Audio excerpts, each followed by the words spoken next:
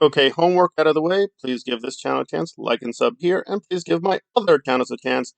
There will be links below, as well as the description. I know I've had some issues with one channel. I'm trying to solve it actively, guys. Be patient, but new things are coming on the other channel real quick. Thank you. So I guess the topic here is censorship in internet interwebs, drama, and the ethics, and let us get right to it. So Dana Rotting Jules put out a few videos and posts attacking me. Yeah, it is what it is. Life goes on. But it's more than just me involved in this issue, and some serious issues are at play, especially if you're into the conspiracy theories and conspiracy community, which I don't identify fully, but I've looked at conspiracy theories. I study this stuff seriously. And again, like anything else, some stuff is good, some stuff not so good. So I think Dana's early work exposing SPTV, Aaron, Nora, and others as grifters, and some pretty alarming criminal activities stands up. Some of her early work on the process stands up. But things have gotten a little problematic, and I got caught in the middle. I'm not going to do the full breakdown. I don't think that would help. So let me keep it simple. So Dana used to have a very productive relationship with the McLowrys. The McLowrys are ex-Scientologists who have been exposing Scientology for decades. They specialized in the very dark black history of Scientology, literally the black history, and I don't mean the black people. We're talking the CIA, we're talking the FBI, we're talking covert operations, the Soviet Union when it was around, possibly still Russia, many other countries, links to Satanists. I know it sounds all pretty crazy, but they provided some pretty powerful receipts here and there. Now, I don't agree with them on everything. I got to be a little bit more cautious. And I want to apologize to Dana partly. In another video, I implied she was stealing something. I don't think it's proper to say it was stealing.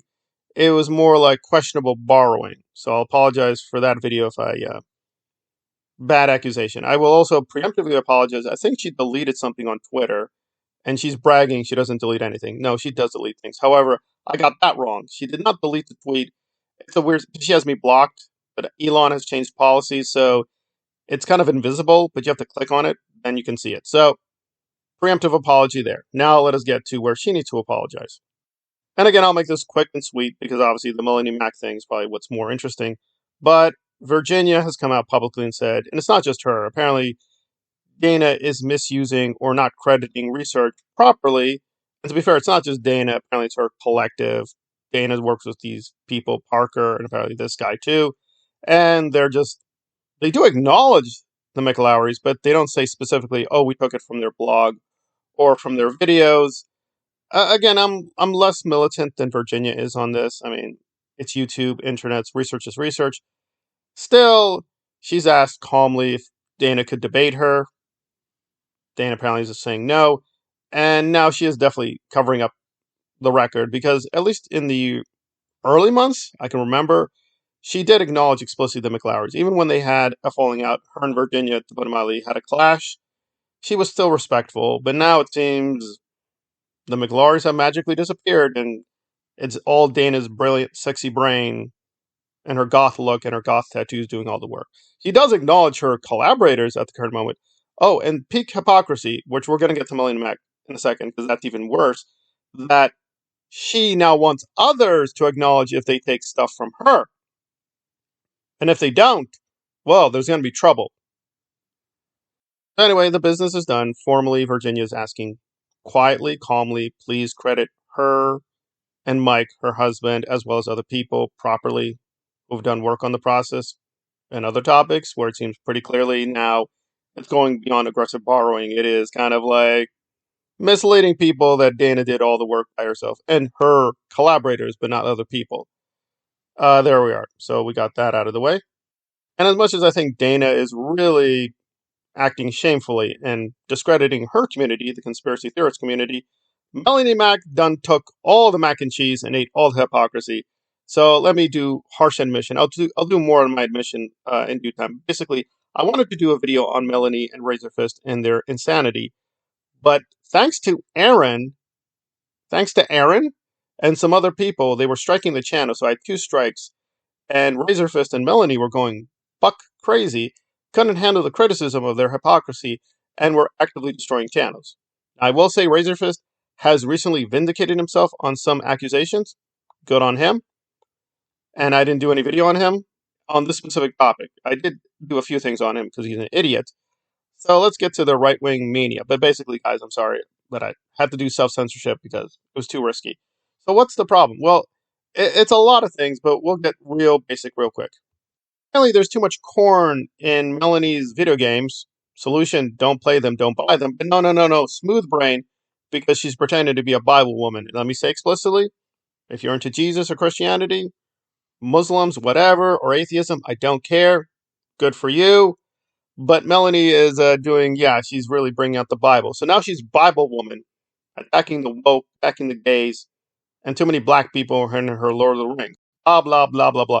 I actually agree with her. Some of the trans, blackwashing, race swaps, some of the woke has gone out of control, in my humble opinion. So I'm forced to partially agree with Melanie Mac in a few places. However, her war against the corn seemed a little weird, that there's just too many hot girls and women in the video games, because her hero and idol is Lara Croft. She even has a Lara Croft cutout in the background of her videos. Preemptively, people were just laughing at her being a lol cow. But no, she doubled down and went further, saying, guys, no, Lara is, yes, super attractive, but she's not touchable. Right. Now, I will give her this. She knows Tomb Raider more than me. I've only played the video games a little bit. I've done a lot of research on Lara, but I'm going to be careful there. So that'll be a question mark.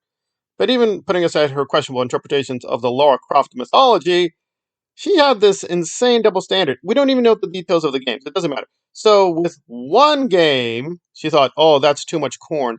And then looked at a clip with a scantily clad woman in another game and said, oh, that's fine. Guys, be mature. Have you seen Final Fantasy? Yes, I have. Final Fantasy 7 and 8 are some of my favorite games. I didn't complete 8, but I played a ton of 7, and I played hours and hours and hours of 8.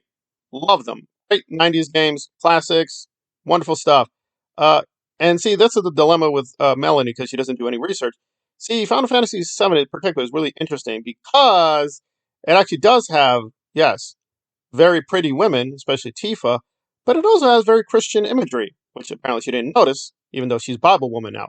So it's a very weird case where you have kind of both. You have very kind of sexy, pretty women, but you also have women fully dressed, acting kind of biblically, and a lot of Christian imagery. It can be both, guys.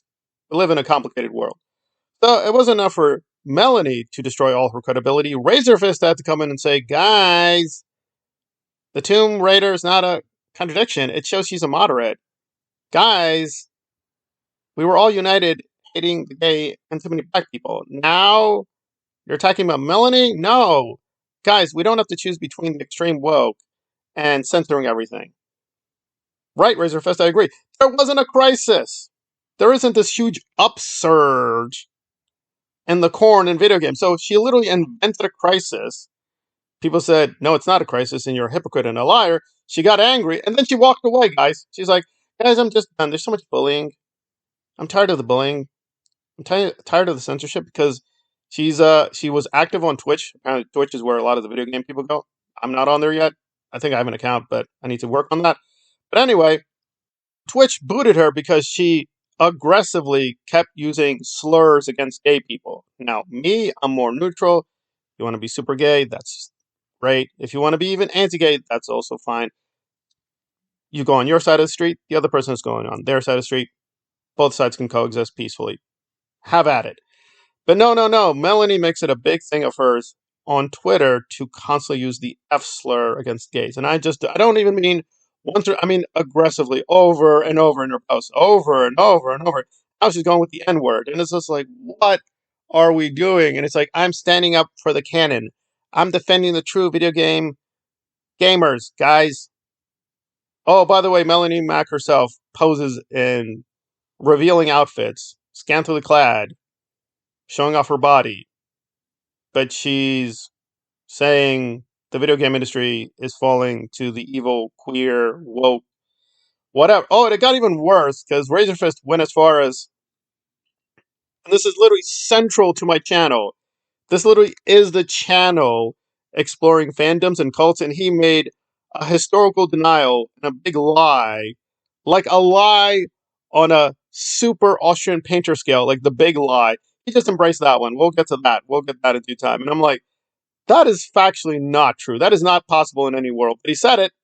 So yeah, Melanie destroyed her credibility, Razorfist credibility, but she feels like she's the victim because, guys, I don't get it. I spoke out against the gays. You loved it. Correct. I think it's fair to say she's a raving homophobe, at least on camera. But she says, guys, I have gay friends. They love my homophobia. So she's pulling an Aaron Smith-Levin. Oh, okay. Got it. Got it. That's the new grift now. Be anti-gay on camera, get a gay friend, cash out. Good for you, Melanie. I don't think that's in the Bible, by the way. The Bible's not a big fan of profiting from lies, but, maybe I need to double check the original Greek, which I can actually read. So anyway, yeah, she's a locale, and she's getting worse and worse. But this one was out there, and even gamers who were conservative, even her right-wing allies were like, girl, you went too far. This is just crazy. And again, to be fair to her, to tie it back to Dana, she wasn't calling for censorship outright. Right, to be fair, but she was implying censorship. So it's sort of like, so you hate the woke for censoring, for the DEI, for the gay and the black, but censorship okay because of the Bible now. Got it. Oh, you know who else is a big Bible woman? You know who else is pulling the Bible woman grift? Dana. Even though she has questionable tattoos, devil imagery, she's like, guys, we're hunting demon from a Jesus. Right, right, right. So the preview here, guys. The Bible women are coming. The new grift. Be against the gay. Be against the trans. Invoke Bible. Have gay friend. Lie and hypocrisy and bad research. Thanks, Dana. Thanks for creating a whole new genre. But Melanie's way worse than you, so at least she's a moderate with the Bible woman grift. I'll give her that.